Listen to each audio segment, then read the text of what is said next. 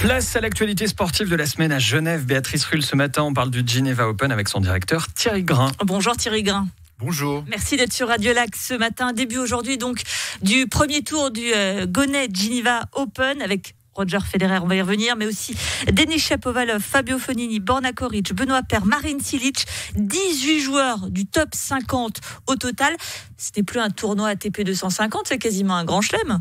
Non, vous avez raison. Alors, bon, juste pas un grand chelem, mais effectivement, le tableau est extrêmement relevé aussi du fait que Roland Garros a été déplacé d'une semaine. Donc, nous allons avoir des joueurs magnifiques au Tennis Club du Parc des Eaux Vives à partir d'aujourd'hui. On est impatient que ça commence. Le tennis a été en pause pendant une très longue période. Et puis, on attend vraiment qu'on voit ces grands champions en découdre sur le central du Tennis Club du Parc des Eaux Vives. Ça démarre aujourd'hui. Est-ce que c'est la plus belle édition de Geneva Open d'ailleurs depuis sa création? Alors en termes de joueurs, oui, clairement, puisque c'est le tableau de loin le plus relevé. Et puis bien évidemment avec l'immense chance d'avoir le plus grand champion de tennis de tous les temps qui va fouler les terrains ici. Évidemment, c'est un cadeau du ciel. On en est très heureux. C'est une magnifique édition. Vous l'aurez compris, c'est de Roger Federer dont il s'agit. Alors vous étiez venu nous voir il y a à peu près un mois en disant on est un peu en tractation avec lui, ça va peut-être se faire, c'est pas sûr, vous étiez très prudent, ça s'est donc fait. Qu'est-ce qui a fait la différence? On va dire que c'est pas le temps qui nous attend, qui l'a convaincu de venir à Genève. Non, mais apparemment on va un peu vers le mieux avec le temps, je l'espère, j'espère qu'on n'aura pas trop de pluie. Ce qui l'a fait venir avant tout, c'est son envie de jouer, puisque cette année il n'a disputé que 2 matchs, c'était au tournoi de Doha, donc il a besoin de matchs, il a besoin de pouvoir de situer un petit peu son niveau. Il l'a dit en interview, il s'est beaucoup entraîné, il a fait une longue préparation physique, il s'est beaucoup entraîné tennistiquement, mais bien évidemment que c'est jamais la même chose. On ne peut pas répliquer la pression à l'entraînement, c'est ce qu'il a dit aussi. Donc il est très heureux de pouvoir en découdre, jouer des matchs officiels justement pour retrouver l'ambiance des matchs et pour préparer ces grands rendez-vous de la saison.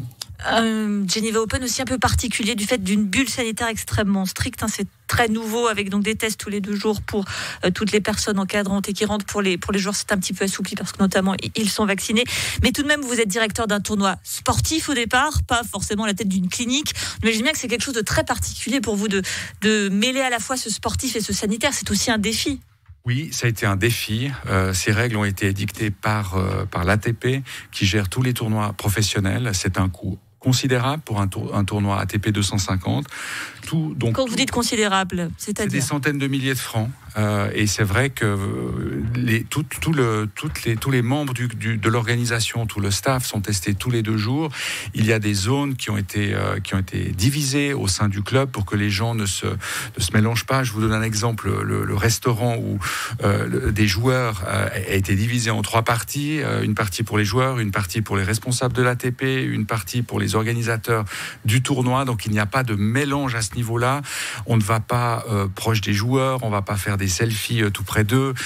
C'est extrêmement strict. On doit respecter ces règles, car si elles sont violées à un stade, on risque de voir l'événement se fermer. Donc j'imagine la théorie du pire. Il y a un cas de Covid. Comment ça se passerait? On arrête tout? Alors, s'il y a un cas de Covid, les gens sont isolés dans un premier temps. Donc, on essaie de déterminer quelles ont été les personnes contacts. Je touche du bois. Aujourd'hui, on n'a pas encore eu ce cas de figure. Nous avons eu un seul cas d'une personne qui n'est pas entrée dans l'enceinte, qui a été décelée avant l'entrée dans l'enceinte.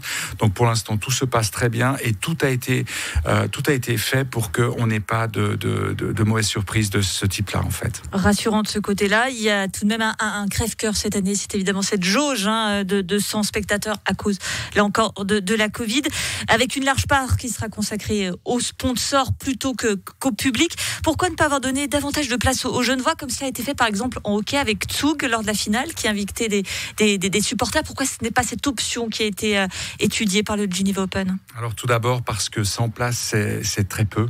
Elles sont extrêmement vite remplies. Ensuite, nous devons donner la priorité aux gens qui permettent de la tenue de ces événements, qui les financent. Il ne faut pas oublier que c'est un budget extrêmement important d'organiser un ATP 250. Et sans un sponsor titre, sans des sponsors partenaires, nous ne pourrions tout simplement pas mettre sur pied un tel événement. Donc, il est tout à fait normal si vous voulez, de distribuer ces quelques places, si vous voulez, par rapport aux différents sponsors de l'événement. On va parler finance justement. Vous évoquiez tout à l'heure le coût de cette bulle sanitaire, plusieurs centaines de milliers de francs. On vient de dire qu'il n'y aura pas de billetterie. Quel financement finalement pour le Geneva Open avec toutes ces difficultés? Est-ce que pour continuer à accueillir des stars comme celle-ci, on imagine bien que ça coûte un peu d'argent tout de même, je le rappelle, 18 joueurs du top 50. Est-ce que vous avez dû jongler avec les chiffres et être un peu sur la ligne rouge en ce qui concerne le financement? Absolument, le tournoi sera très certainement déficitaire cette année.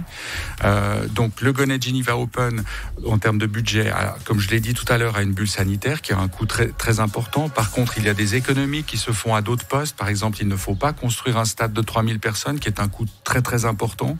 Le prize money distribué aux joueurs, c'est-à-dire leur chèque, a aussi été diminué par l'ATP en raison justement du fait qu'il n'y a pas de public. Donc si vous voulez, des coûts supplémentaires sur certains postes, des coûts que l'on peut réduire à d'autres, mais au final, une édition qui économiquement sera déficitaire. La volonté des propriétaires du tournoi, messieurs Thiriac et Schuttler, a été de continuer parce qu'il faut que le sport continue à vivre, il faut que ça continue, et on a la chance d'avoir des partenaires qui nous font confiance, qui nous soutiennent malgré les temps difficiles, et je tiens vraiment à les saluer encore une fois, parce que sans eux, il n'y aurait pas de tournoi à Genève cette semaine. Un tournoi déficitaire, est-ce que ça veut dire que l'année prochaine, ça pourrait être compromis ? Non, il ne sera pas compromis, il aura lieu l'année prochaine. Il faut savoir que le nouveau sponsor titre, la Banque Gonnet, s'est engagé pour une période de 3 ans. Donc le tournoi aura lieu l'année prochaine et la suivante. Et on est vraiment confiant que le tournoi reste à Genève, puisque ça a été une volonté des propriétaires aussi, c'est de faire revenir en 2015 le tournoi à Genève pour une longue période. Le Gonnet Geneva Open, on le précise bien, et on en est très fiers, avec donc ces 18 joueurs du top 50, dont Roger Federer. Il n'y aura pas de public, mais on peut bien aller sur la plage des Eaux Vives et crier très fort, et nous entendra de toute façon. Merci infiniment Thierry Grain, directeur du Geneva Open, et très très bon tournoi à vous toute cette semaine. Merci à vous.